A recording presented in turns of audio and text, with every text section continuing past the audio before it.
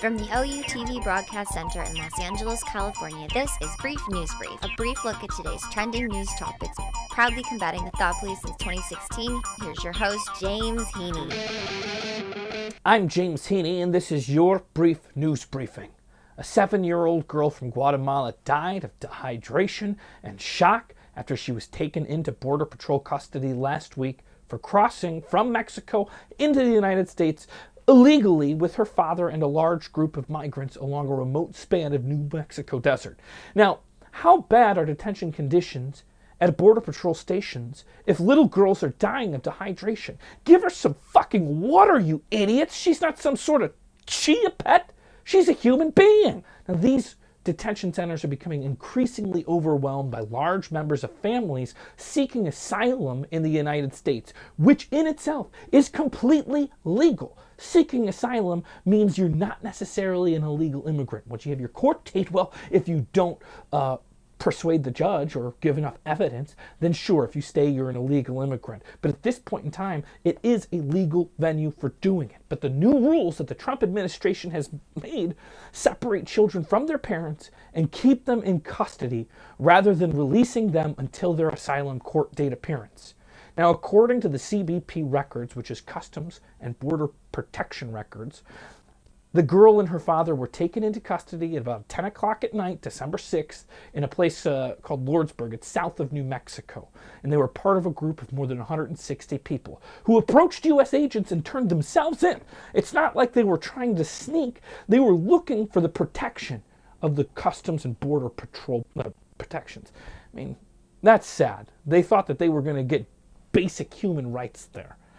But more than 8 hours later, the child began having seizures. Now, she reportedly had not eaten water for several days. Now, food and water, being a really important part of just living, are typically provided to migrants in Border Patrol custody.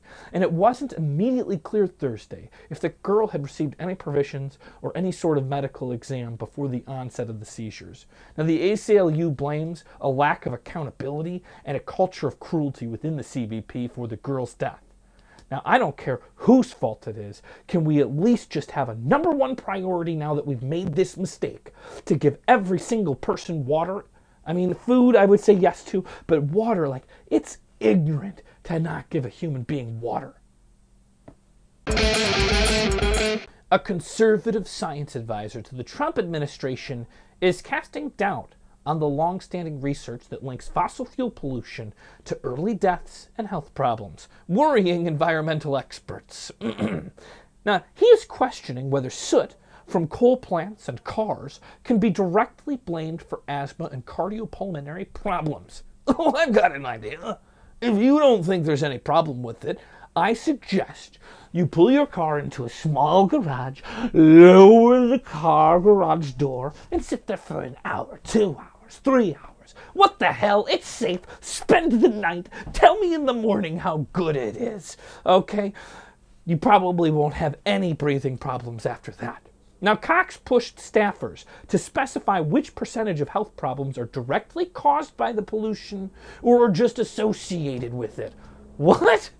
That's a figure that the U.S. government hasn't required in order to restrict pollutants that are known to cause harm to people. Yeah, you know why? That's because there's an obvious correlation. That's like asking what percentage of cigarette smokers' health problems are directly caused by cigarette smoking or associated with it. It sounds like the same damn thing to me. Now, scientists are saying that the U.S. government is now aiming to discredit research to bolster rollbacks of climate change and health regulations, which is what we all fear in this crucial moment of attempting to curb climate change in hopes that we don't get wiped off this planet like a baby's bum in a wet wipe. Out of here, human beings! Things are heating up with the many Trump investigations happening right now. There are so many that it's almost impossible to keep up with them all. It's like trying to play Pokemon Go. There's so many, you can't collect them all. Now, yesterday, the Wall Street Journal reported that the FBI has opened an investigation into whether President Trump's 2017 inaugural committee misspent some of the record $107 million that it raised from donations. They're also examining whether some of the committee's top donors gave money in exchange for access to the incoming Trump administration. Or some of the fundraising might have come, and I know you're never going to believe it, but outside of the U.S. The places specifically named was Qatar, Saudi Arabia, and the United Arab Emirates. There's also, of course, I'm sure that you follow this one. He's the Pikachu of the Pokemon we're collecting. The Mueller probe is looking into Russia's interference into the 2016 presidential election and whether or not there was cooperation, coordination, assistance, coercion. I don't know if collusion. That's the word that there's, but some sort of assistance from the Trump campaign.